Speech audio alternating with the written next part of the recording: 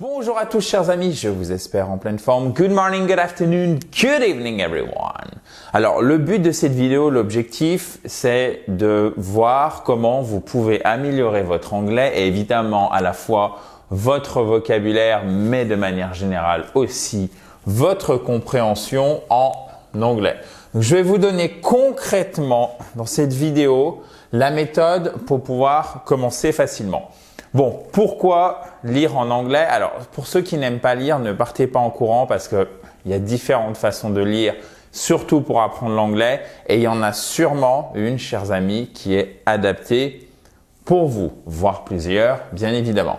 Bon, le but du jeu, c'est que ça permet d'augmenter votre vocabulaire, mais de manière, si je puis dire, non douloureuse. Parce que on est aux antipodes ici de l'apprentissage de listes de vocabulaire par cœur qu'on a tous fait et qui n'ont servi à personne.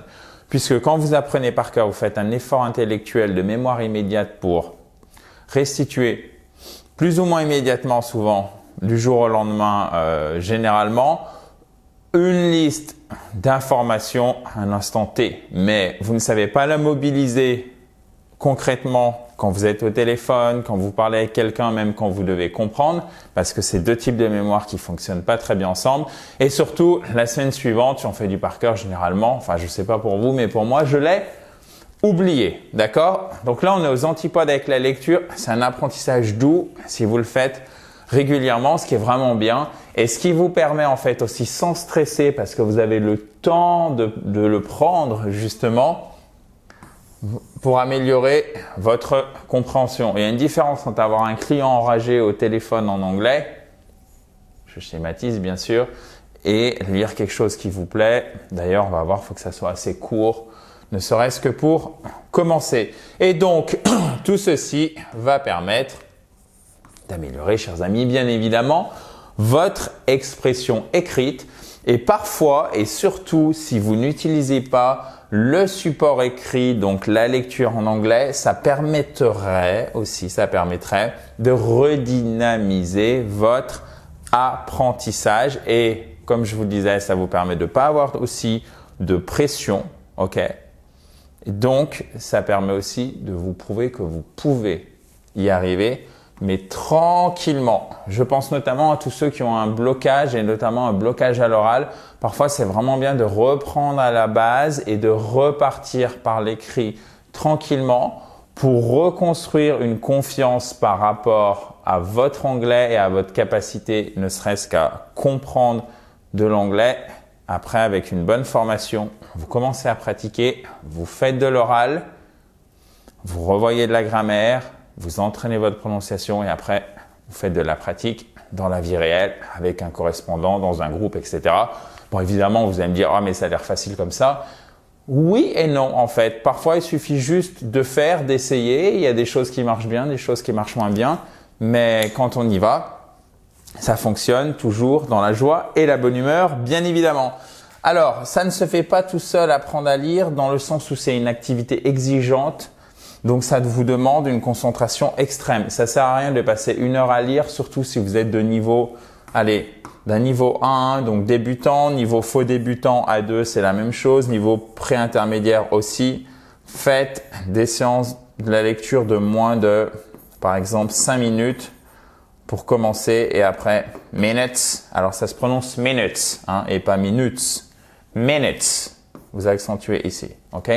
So, 5 minutes. Donc, comme je vous le disais, utilisez des textes courts, chers amis, notamment si vous avez un niveau débutant. Et ce qui est génial, et d'ailleurs c'est ce que je vous conseille toujours, utilisez la phonétique quand vous voulez apprendre la prononciation, mais de manière générale, apprenez la prononciation, d'accord? Donc, si c'est accompagné de l'audio, c'est encore mieux, d'accord? Texte plus audio, si je puis dire, on va faire une équation de haute voltige en mathématiques, mais je pense que du coup, tout le monde aura compris. Voilà, c'est parfait, c'est ce qu'il vous faut, ok?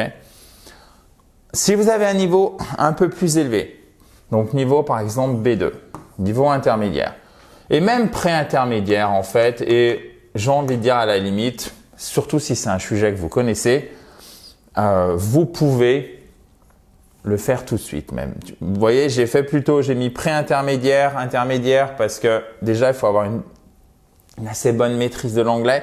Mais essayez quand même, si vous êtes de niveau débutant, d'accord? Allez sur des pages Facebook, allez sur des pages Instagram, d'accord? Sur des sujets qui vous plaisent. Alors, je sais que certains d'entre vous n'aiment pas Facebook, n'aiment pas Instagram. Ok, mais il fallait que je prenne des noms connus. Après, vous adaptez selon vos pratiques quotidiennes. Vous le faites sur des sujets qui vous plaisent, comme généralement c'est court et que vous connaissez en partie au moins le contexte. C'est parfait pour que vous compreniez déjà assez facilement, même si votre niveau d'anglais n'est pas extraordinaire ou n'est pas suffisant généralement pour bien comprendre n'importe quel sujet. Là, vous allez pouvoir vous améliorer, vous aurez un point d'appui et petit à petit, vous allez construire votre compréhension de l'anglais. Donc, prenez vraiment des sujets qui vous plaisent, ça c'est extrêmement important. D'accord ? Et alors, ne vous mettez pas la pression. Il ne s'agit pas de lire la Bible en anglais, d'accord, en version originale. On y va tranquille. Ou le dernier roman, ou le dernier prix Nobel de littérature, etc., etc. Il faut y aller doucement. Vous pouvez très bien commencer. C'est pour ça que j'aime bien les publications, par exemple Facebook, Instagram, par un seul paragraphe, chers amis. Ok ? Tranquillement, vous le décortiquez. De la même manière que vous pourriez apprendre l'anglais avec la musique. Alors, je voulais vous donner vraiment des exemples concrets. Donc, si vous avez un niveau débutant, ce que vous pourriez faire, c'est utiliser des livres contemporains, notamment les livres contemporains pour enfants. Comme par exemple Little Brown Bear. Little Brown Bear, ok? Le EA ici, c'est comme ça en phonétique et c'est l'équivalent, enfin, ça ressemble au E français. Little, pas little, non, Little Brown Bear, ok? Little Brown Bear. Petit ours brun, essayez. Alors, faites attention au format compte, puisque vous avez plein d'expressions désuètes et c'est la même chose en français. D'ailleurs, comment dit-on il était une fois, chers amis? C'est soit vous le savez, soit c'est pas it was one time ago. Non, ça marche pas. Once upon a time. Il était une fois. Il était une fois. 4 mots en français, 4 mots en anglais. Ok? Once upon a time. Donc, évitez le format compte parce que souvent, vous avez des expressions désuètes qui vont vous desservir. D'accord? Pensez aussi, si vous aimez ça, et moi je trouve toujours que c'est très intéressant, les livres scientifiques pour enfants. On redécouvre plein de choses qu'on devrait connaître. On découvre tout simplement, plein de choses qu'on devrait connaître. C'est assez illustré. Le vocabulaire est tout de même assez compréhensible vu que c'est fait pour enfants. Donc c'est vraiment, moi je trouve que ça marche très bien.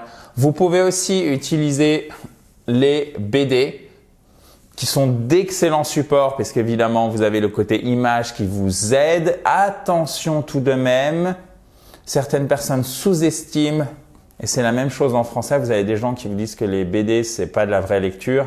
Évidemment, c'est totalement faux puisque si vous faites une analyse sémantique claire du niveau de langue des bonnes BD, vous avez une richesse de vocabulaire qui est extrêmement intéressante et vous avez une profondeur de vocabulaire.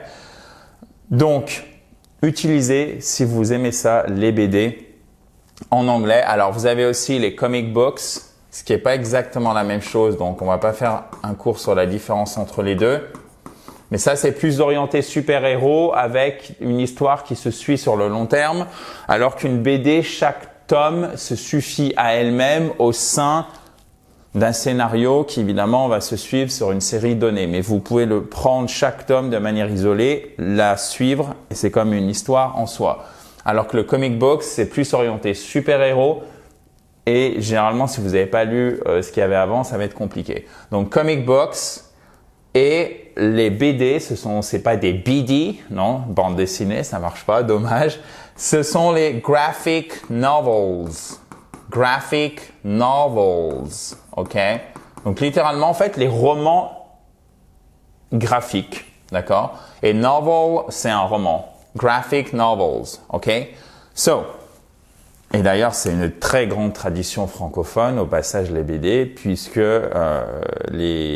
nos voisins belges ont très considérablement aidé à sa démocratisation. Voisins, étant donné que je supposais que vous étiez français comme moi, mais vous m'avez compris et j'ai bien pris le soin de dire francophone. Donc, si vous avez un niveau intermédiaire, tout ça, ça va servir aussi. Mais vous pourriez peut-être aller chercher des romans jeunesse en anglais. Et c'est à ce moment-là, et alors, si vous êtes de niveau B1, je suis plutôt mitigé pour lire Harry Potter ou Stephen King. Essayez, c'est à vous de voir. En fait, c'est vraiment à vous de voir parce qu'il y a aussi différents niveaux B1. Mais si vous êtes de niveau B2, attendez, je fais des bêtises. Là, pour le coup, ça serait vraiment intéressant d'aller chercher du Harry Potter, du Stephen King, et c'est pas Stephen, hein, c'est Stephen. Stephen King, ça se prononce Stephen. Stephen King, ok. Vous avez d'autres éditions comme Penguin Books, etc., etc. Les livres de développement personnel qui sont moins démocratisés dans l'univers francophone par rapport notamment aux États-Unis, mais ça marche très bien. Si c'est par exemple, il y en a un en français que je ne confesse ne pas avoir lu, que j'aurais peut-être dû lire déjà, qui s'appelle, je crois, les 5 accords Toltec. Je sais que vous allez me corriger dans les commentaires. Ah d'ailleurs, vous pouvez tout récupérer, j'ai oublié de vous le dire. En cliquant sur le i en haut à droite, vous pouvez récupérer tout le PDF. Si vous voyez pas le i en haut à droite, c'est que vous êtes sur tablette ou sur mobile. Dans ce cas-là, cliquez sur le lien qui est en dessous dans la description. D'accord? Donc, c'est ce type de livre, en fait, les livres de développement personnel. Passons maintenant aux livres qui sont spécialement conçus pour vous améliorer en anglais. Je pense notamment aux livres bilingues. Méfiez-vous, je suis assez sceptique sur l'utilisation des livres bilingues, surtout auprès d'un public francophone qui a tendance à être perfectionniste parce que ça vient de notre enseignement à l'école primaire, collège, lycée, où vous faites une faute, tout de suite, c'est mauvais, c'est pas bon. Vous devez atteindre le 0 faute pour faire les choses comme il faut. Donc, du coup, vous n'essayez pas. Donc, qu'est-ce que vous allez faire quand vous allez lire? Vous allez essayer de tout comprendre. Parce qu'il faut tout comprendre, il faut que ça soit parfait, il faut que ça soit nickel. C'est le côté un peu élitiste qu'on retrouve, qui a parfois des bons côtés, on les cherche, mais parfois il y a quand même des bons côtés. Et en attendant, dans l'apprentissage des langues, c'est vraiment dommageable parce que vous vous concentrez pas sur l'essentiel et vous dispersez votre énergie au lieu d'apprendre vraiment ce qui est important, surtout quand on a un niveau débutant et un niveau intermédiaire. Donc méfiez-vous des livres bilingues qui pourraient vous pousser un peu à vous jeter sur la traduction puisque la tentation est forte. D'accord? Alors après, si là vous en avez la patience, mais là aussi je suis un petit peu sceptique. Il y a les livres adaptés aux apprenants où vous avez vraiment des notes sur le vocabulaire, des notes sur la grammaire avec parfois des exercices, etc. Mais dans ce cas-là, à mon avis, vous avez meilleur compte de suivre tout simplement une formation d'anglais. Pourquoi? Parce que il vous manque, à mon avis, la prononciation. Et celle-ci est indispensable parce que vous voulez parler l'anglais. L'anglais est une langue vivante. Étant donné la différence entre l'écrit et la façon dont se prononce l'anglais, il faut faire un travail vraiment spécifique sur la prononciation que vous risqueriez de ne pas faire ici. Donc, faites attention aussi. D'accord? À mon avis, là, il faut plutôt aller chercher un training. Voilà. Alors évidemment, vous pourriez me dire, oui, tu es jugé parti, Adrien, parce que toi, tu proposes des programmes de formation. Oui, mais en fait, si je propose des programmes de formation qui ne sont pas des livres adaptés de cette manière, c'est parce que je pense que c'est moins efficace. Vous voyez, en fait, donc là, pour le coup, Ça me semble tout à fait logique et cohérent comme approche pour que vous puissiez mieux parler anglais, tout simplement. Donc, pour résumer, lire, chers amis, va booster votre anglais. Step by step, ok? Commencez petit. Parce qu'un certain nombre d'entre vous, vous mettez trop la pression, notamment parce que vous avez une espèce de deadline qui se rapproche à grands pas pour parler ou vous améliorer en anglais. Je pense à tous ceux qui en ont besoin au travail, à tous ceux qui en ont besoin aussi parce qu'ils voient les petits-enfants qui grandissent et qui parlent pas forcément français ou pas aussi bien, ou vous avez de la famille dans des pays anglophones et là, vous en avez marre. Mais allez-y quand même doucement. Mais doucement, ça ne veut pas dire qu'on se laisse aller. Doucement, ça veut dire régulièrement, sans se mettre la pression.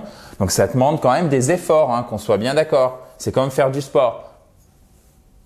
Là, je suis pas en train de faire du sport, on est d'accord. Il faut y aller vraiment, ok? Parce que je peux faire plus. Soyez réguliers, persévérez. Régularité. Et ne vous laissez pas, abattre par le premier échec ou la première démotivation. C'est pour ça qu'il y a une communauté comme I Speak Spoken. Vous pouvez m'envoyer un email. Tous les jours, on reçoit des dizaines d'emails de personnes qui ont comme vous, qui ont une problématique bien spécifique sur l'anglais, qui ont besoin de conseils parce qu'ils butent, ils sentent qu'ils ont atteint un plateau ou comme une espèce de mur. Donc, n'hésitez pas. Vous pouvez même mettre un commentaire juste en dessous si besoin. Et évidemment, faites-vous plaisir. C'est sans doute l'essentiel, chers amis, que ça soit lorsque vous lisez, en anglais ou tout simplement quand vous l'apprenez et surtout quand vous le parlez. L'idéal, c'est que ça soit vraiment un plaisir. En tout cas, c'était un plaisir pour moi de faire cette vidéo. J'espère qu'elle vous a plu, chers amis. Si c'est le cas, n'hésitez pas à mettre un pouce bleu juste ici en bas à droite. Vous pouvez récupérer tout le PDF que vous voyez ici. Donc, tout le cours, en PDF à télécharger sur votre ordinateur. Vous pouvez même l'imprimer. Je sais que certains d'entre vous l'impriment. Vous cliquez sur le i en haut à droite et j'ai un petit mot de vocabulaire pour vous juste après. Vous cliquez sur le i en haut à droite pour récupérer ou sur le lien qui est juste en dessous dans la description. Comment on dit, par exemple, si je voulais vous dire que c'est pas très bon pour l'environnement d'imprimer? Quel est l'adjectif bon pour l'environnement? C'est un adjectif composé en anglais. Le premier mot, donc c'est deux mots séparés par un tiret. Le premier mot a 3 lettres et commence par un E. Alors, aimable, qui est bon. Donc là, ça va être qui est aimable. Ça vient de friend. On ne prononce pas le i, c'est friendly. OK? Vous ne prononcez pas le yes. Le I. OK? Il y a juste cette voyelle. Friendly. Et donc, on va dire eco-friendly. Qui est bon pour l'environnement, eco-friendly. Ce qui n'est pas exactement la même chose que écologique, mais on va pas revenir là-dessus. Ok guys, à très vite dans la joie et la bonne humeur. Bye bye, have a nice day.